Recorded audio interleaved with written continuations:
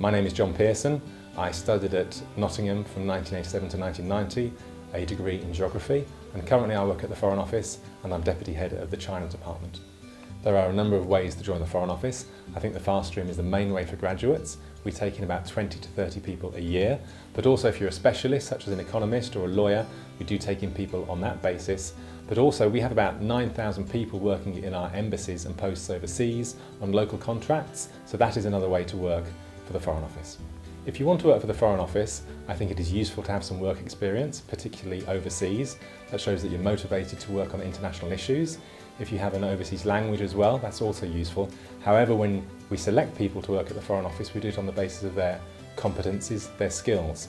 So if you don't have that overseas work experience or an overseas language, it won't count against you.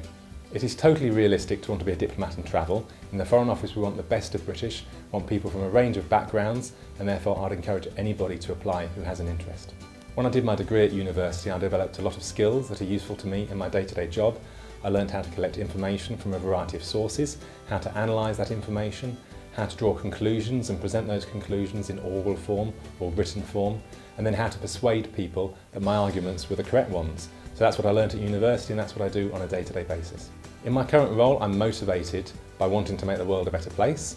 So I have worked on issues like climate change, like environmental protection, on human rights, and now I work on issues such as ensuring the international system follows rules. I think this is important to the world, I think it is important to most people, and therefore I think that working for the Foreign Office means you can really make a difference.